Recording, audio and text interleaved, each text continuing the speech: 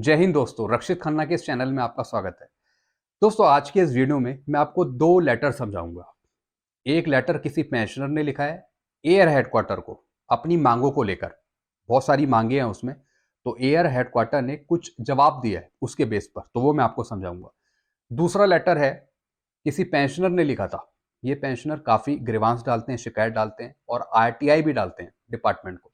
तो एक लेटर में आपको ये समझाऊंगा, किसी पेंशनर ने आरटीआई के थ्रू डिपार्टमेंट से इंफॉर्मेशन मांगी थी अपनी मांग को लेकर, ये भी मैं आपको समझाऊंगा। चलते हैं पहले लेटर की तरफ जो आया है एयर हेडक्वार्टर की तरफ से। दोस्तों, इसमें एक पेंशनर है जो CS हवलदार है। इन्होंने ग्रीवांस डाला था, लेटर डाला था और ये डाला था 21 फरवरी 2023 को। और इसे एड्रेस किया था CDS को, COAS को, CNS को और CAS को। तो इन सबको एड्रेस करने के बाद एयर हेडक्वार्टर ने क्या जवाब दिया है इनकी मांगों को लेकर, ये हम समझते हैं।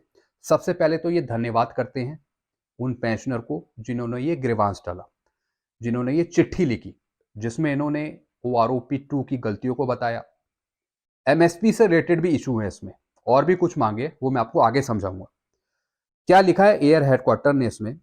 I would like to assume you and the large ex-serviceman community that the service headquarter is seized all the numerous grievances related to OROP 2।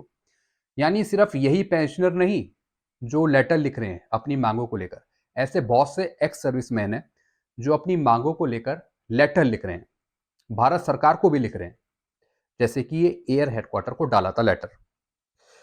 आगे क्या लिखा है? The headquarter is taking appropriate action to take up all the relevant and burning issue. यानी air headquarter को भी लग रहा है कि ये जो सारे इशू है ये वाकई बर्निंग इशू है, यानी वाकई में ये जेन्युइन इशू है जो जवानों की मांगे हैं, और इसके रिगार्डिंग ये बात MOD में उठनी चाहिए। आगे क्या लिखा है? As you are well aware, OROP 2 has been implemented by MOD DSW। ये बता रहे हैं कि भारत सरकार ने जैसे 20 जनवरी 2023 को OROP 2 पेंशन टेबल निकाली, और ये वाकई में एक मेजर इशू वाली टेबल थी। वाकई में इस टेबल में गलतियां थी, ऐसा एयर हेडक्वार्टर को भी लग रहा है, इन्हें भी लग रहा है। बहुत अच्छी बात है ये। आगे क्या लिखा है? The major issue that is impeding the progress in resolution of the anomalies is the lack of transparency on the part of the CGDA। यानी ये जो गलतियों का पार्ट है ये एयर हेडक्वार्टर की तरफ से नहीं है, यानी इसमें कुछ ना कुछ गलतियां हैं, वो है CGDA की तरफ से जिन्होंने टेबल तैयार करी। आगे क्या लिखा है? It is pertinent to mention that the sample data utilized and modalities adopted for formulation of tables are not available with this headquarter। इन्होंने साफ बता दिया कि जो भी टेबल बनी या फिर जो भी लाइव डाटा लिया वो इस डिपार्टमेंट से कंसल्ट नहीं है। इसका जो कंसल्ट है वो है मेन CGDA या फिर PCDA से, जिन PPO के आधार पे OROP 2 पेंशन टेबल बनाई गई कैलेंडर वर्ष 2018 को इस्तेमाल करके। However, the relevant issue raised by you have been reviewed and comment have been offered in the succeeding paragraph। और इसी को देखते हुए इन्होंने कुछ पैराग्राफ में कुछ डिस्क्राइब किया। अब मेन पॉइंट जो है, resolving anomalies in 7 CPC matrix specially in table number 7 और 8। It is submitted that anomalies of 7 CPC matrix have no linkage with OROP table. इनका कहना है कि जो 7 CPC की पे मैट्रिक्स है जिसमें अलग अलग रैंक के अनुसार उनकी बेसिक पे दे रखी है, उसका कोई कनेक्शन नहीं है OROP से। यानी इससे मुझे लग रहा है जो ये बता रहे हैं कि जो पे मैट्रिक्स है उसका इस्तेमाल OROP 2 पेंशन टेबल बनाने के लिए नहीं हुआ है, इनका ऐसा कहना है। आगे का लिखा था table have been drawn by using live data of pension. यानी जो टेबल्स बनाई गई है वो लाइव डेटा लेकर बनाई गई है पेंशन के लिए, not date of the pay drawn, यानी लास्ट पे ड्रॉन का नहीं। इनका कहना है कि पे मैट्रिक्स में जो भी बेसिक पे दे रखी है उसका 50% करके पेंशन या फिर टेबल नहीं बनाई गई है, ये बनाई गई है लाइव डेटा लेकर। अब दोस्तों, लाइव डेटा क्या हुआ? लाइव डेटा क्या समझाना चाह रहे हैं लाइव डेटा का ये जिक्र करके? 2018 में जो भी पेंशनर्स आए हैं वो तो अपनी लास्ट बेसिक का 50% करके पेंशन आई है ना, तो जो मैक्सिमम और मिनिमम लिया होगा वो तो उसी पेंशन में से लिया होगा। तो दोस्तों, ये मुझे लगता है थोड़ा सा डाउट है, ये थोड़ा सा लग रहा है कि यहाँ पे गुमराह करने की कोशिश करी है, कंफ्यूजन क्रिएट करने की कोशिश करी है यहाँ पे एयर हेडक्वार्टर ने पॉइंट नंबर 4 में। क्योंकि जो पेंशन निकाली गई है 2018 में, वो लास्ट बेसिक का 50% करके पेंशन आए हैं पेंशनर्स 2018 में, तो उनकी कुछ ना कुछ तो बेसिक पे रही होगी ना, पे मैट्रिक्स के अनुसार। लास्ट बेसिक का 50% करके जो उनकी पेंशन बनी होगी, उसी का तो मिनिमम मैक्सिमम लिया होगा इन्होंने। और कौन सा लाइव डेटा है इनके पास? कोई सैलरी से थोड़ी इन्होंने OROP 2 पेंशन टेबल निकाल दी। उस टाइम तो रिटायर हुए हैं पेंशनर्स 1/1/2018 से 31/12/2018 के बीच में। तो दोस्तों ये यहाँ पे मुझे लग रहा है कुछ ना कुछ गलत है जो ये लिख रहे हैं। चलिए कोई नहीं, आगे समझते हैं। 5वां पॉइंट लिखते हैं, NCOs of X group divided into pre 2016 and post 2016। फिर इनका कहना है कि जो एनसीओज हैं एक्स ग्रुप के, उनको दो भागों में डिवाइड कर दिया, जिसके हिसाब से दो टेबल निकाली, टेबल नंबर 7 और टेबल नंबर 8, यानी प्री और पोस्ट 2016 में डिवाइड किया। There is no express reason for having the distinction in the OROP 2 tables, यानी कोई रीजन नहीं है इसका जिस वजह से दो भागों में बांट दिया गया है एक्स ग्रुप को। Logically there should have been one table and the new group X pay should have been the determinant for the revision of pension of pre 2016 retiree 2। और इसी को देखते हुए एक टेबल इन्होंने निकाली पोस्ट 2016 के लिए और एक टेबल निकाली प्री 2016 के लिए, टेबल नंबर 7 और टेबल नंबर 8, यानी दो भागों में डिवाइड किया। The issue have been identified as an anomaly, और इन्हें ये लगता है कि वाकई में एक ये सीरियस कंसर्न है, वाकई में एक ये सीरियस प्रॉब्लम है, और इसके बारे में MOD के सामने ये बात रखी गई है। बहुत अच्छी बात है कि उन्होंने माना कि वाकई में ये एक एनोमली है, एक प्रॉब्लम है कि एक्स ग्रुप को दो भागों में डिवाइड कर दिया, ऐसा नहीं होना चाहिए। आगे का लिखा है, removal of classification between regular and honorary rank. फिर ये बात कर रहे हैं रेगुलर और ऑनरी रैंक के बारे में।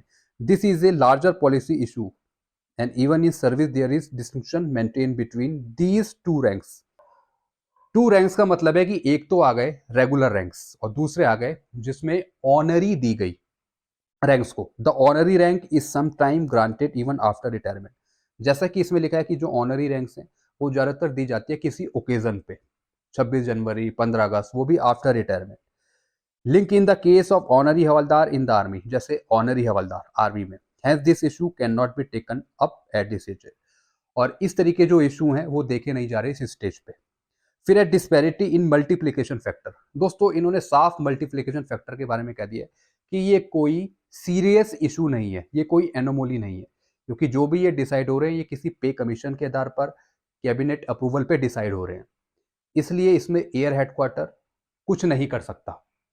यानी पे और पेंशन के लिए ज़्यादातर जो फिटमेंट फैक्टर यूज हुए हैं, इनका कहना है कि उसमें कोई सीरियस इशू नहीं है। ज़्यादातर पे और पेंशन के लिए ज़्यादातर सेम फैक्टर ही यूज हुए, इनका ऐसा कहना है। यानी कोई एनोमोली इन्हें नज़र नहीं आती है, कोई दिक्कत इन्हें नहीं लगती है कि मल्टीप्लिकेशन फैक्टर में कोई दिक्कत हो जवानों और जेसीओस के, इन्हें ठीक लगता है। तो दोस्तों ये तो इन्होंने पॉइंट यहाँ पे ख़त्म कर दिया। जैसे कि कई भूतपूर्व सैनिक डिमांड कर रहे थे कि ऑफिसर्स को 2.81, 2.82, 2.62 दिया गया और ORJCOs को सिर्फ 2.57 मिला। इसके बेस पर जो इन्होंने लिखा है, इन्हें कोई दिक्कत नज़र नहीं आती है फिटमेंट फैक्टर में, मल्टीप्लिकेशन फैक्टर में। ये पे कमीशन का काम है या फिर कैबिनेट अप्रूवल जो होती है उसके अकॉर्डिंग इन्होंने ठीक फैसले लिए हैं, इनका ऐसा कहना है। आगे क्या लिखा है, इन्हेंसमेंट इक्वलाइजेशन ऑफ MSP। फिर ये बात करते हैं MSP को बढ़ाने की या फिर इक्वल करने की। The MSP has been factored in the pension which form the basis of drawing up to the OROP 2 table as the date of pension relating to 2018। इनका कहना है कि MSP आपकी OROP में ऐड है, ऐसा इनका कहना है। और दोस्तों जो भी OROP 2 पेंशन टेबल बनाई गई उसमें आपकी MSP कहीं ना कहीं जरूर ऐड है, जिस तरीके से 2018 का ईयर लिया पेंशन निकालने के लिए। आगे क्या लिखा है, the current retiree included MSP। तो दोस्तों इसका मतलब है कि 2018 में जो भी पेंशन आए पेंशनर्स, उनकी पेंशन में MSP जरूर ऐड थी, जिस वजह से OROP में भी MSP जरूर ऐड है। लेकिन इसमें कहीं बढ़ाने का या फिर इक्वल करने की बात कहीं लिखी नहीं है। The enhancement of MSP is a पे कमीशन मैटर, और इन्होंने माना कि जो MSP है वो एक पे कमीशन मैटर है, यानी इसके बेस पर जो भी ये डिसाइड करेंगे MSP बढ़ाना या कितनी इक्वल करनी है, ये सब पे कमीशन का मैटर है, एयर हेडक्वार्टर का नहीं। The macro issue concerning shared sample data consider of promulgation of OROP tables and promulgation of separate table of group X and personal have been referred। यानी मेन इनका जो consult है इस letter का, जो निचोड़ निकल के आया वो है मेन इशू एक्स ग्रुप को दो भागों में बांटना, प्री और पोस्ट। तो इनको लगता है कि वाकई में एक वो सीरियस मैटर है और वो उठना चाहिए एमओडी के पास, ऐसा इनका कहना है। तो दोस्तों इस लेटर में वैसे कुछ ज़्यादा कुछ खास है नहीं जहाँ तक मुझे लगा है, क्योंकि इन्होंने इक्वल एमएसपी के बारे में कुछ इतना जोर लगा के नहीं कहा कि वाकई में ये होना चाहिए, काम करना चाहिए। ज़्यादातर इन्होंने जोर दिया है एक्स ग्रुप को लेकर, जो दो भागों में बांट दिया, उसका जो मैटर है वो सुलझना चाहिए, सॉल्व होना चाहिए। बाकी इन्होंने जो मल्टीप्लिकेशन फैक्टर के बारे में कहा उससे भी हम संतुष्ट नहीं है। इन्होंने बोला कि वो सही चल रहा है, मतलब ऐसी कोई दिक्कत है नहीं। फिर इन्होंने OROP2 पेंशन टेबल के बारे में बताया कि जो ये बनी है लाइव डेटा के आधार पे बनी है, इसमें लास्ट पे ड्रॉन का कोई मतलब नहीं है। दोस्तों इससे भी मैं सेटिस्फाइड नहीं हुआ। मैं इस लेटर को लेकर एक पॉइंट मान सकता हूं कि एक्स ग्रुप को लेकर उन्होंने कुछ बात कही, वैसे कोई सीरियस इशू मुझे इस लेटर में नहीं लिखे कि मुझे कोई सुटेबल रिप्लाई मिल सके। तो दोस्तों एक तो ये लेटर था। दूसरा लेटर है श्री MV चंद्रन मेनन साहब का। ये भी ITI के थ्रू जवाब मांगते रहते डिपार्टमेंट से। इन्होंने कुछ डॉक्यूमेंट्स मांगे डिपार्टमेंट से ग्रुप एक्स को लेकर, जो ग्रुप एक्स को दो भागों में डिवाइड कर दिया। सबसे पहले उन्होंने एक डॉक्यूमेंट मांगा, kindly issue me copy of the authority you have relied on to write a letter to PCDA dated. यानी इन्होंने एक डॉक्यूमेंट मांगा जिसमें आपने PCDA को दिनांक 8/4/2022 को एक पत्र लिखने के लिए भरोसा किया था, जिसमें उन्होंने निर्देश दिया कि वे रक्षा दिग्गजों यानी भूतपूर्व सैनिकों के एक्स ग्रुप को दो भागों में डिवाइड कर देंगे, यानी 6200 अलग और 3600 अलग। तो इसके बेस पर इन्होंने एक लेटर मांगा 8/4/2022 का, जिसमें उन्होंने PCDA को पत्र लिखा था। तो दोस्तों इसके बेस पर इन्होंने लेटर नंबर तो दे दिया रिप्लाई में, और ये भी लिखा है कि जो ये पत्र है, जो जवाब आया डिपार्टमेंट से, जो ये लेटर था, इसको गोपनीय रखा गया है, यानी कॉन्फिडेंशियल रखा गया, किसी को पब्लिक ना करा जाए।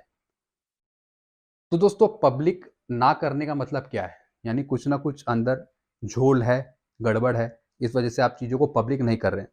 बाकी दोस्तों इन्होंने एक और कॉपी मांगी डॉक्यूमेंट की, MV चंदन मेनन साहब ने, kindly issue me copy of document where in 7CPC has recommended, जिसमें 7CPC ने रिकमेंड किया कि एक्स ग्रुप पे 6200 रुपए हो, और वो भी 1/16 से, जिसके बेस पर इन्होंने टेबल तैयार करी OROP2 की। फिर इन्होंने रिप्लाई दिया, information desired is not available with this section, यानी जो ये इन्फॉर्मेशन है इसका कोई लेना देना नहीं है इस सेक्शन से, इसलिए ये प्रोवाइड नहीं की जा सकती। फिर मेनन साहब ने एक और डॉक्यूमेंट मांगा, kindly issue me copy of the cabinet approve, यानी कैबिनेट अप्रूव की वो कॉपी दिखाइए, डॉक्यूमेंट दिखाइए, जिसके बेस पर एक्स ग्रुप को छठे पे कमीशन में 1400 रुपए दे रहे थे एक्स ग्रुप पे, और बाद में इसे डिवाइड कर दिया गया 6200 और 3600 रुपए में 7CPC में। तो उसकी भी कॉपी यहाँ पे मांगी थी, वो भी इन्होंने नहीं दी। इन्होंने लिखा है कि information desire is not available with the section. Reply आया है कि ये जो इन्फॉर्मेशन है इस सेक्शन में अवेलेबल नहीं है, इस सेक्शन से कोई लेना देना नहीं है। फिर मांगी, kindly issue me copy of the authority document which authorize only all the serving soldier as on 1/16 eligible for X group पे।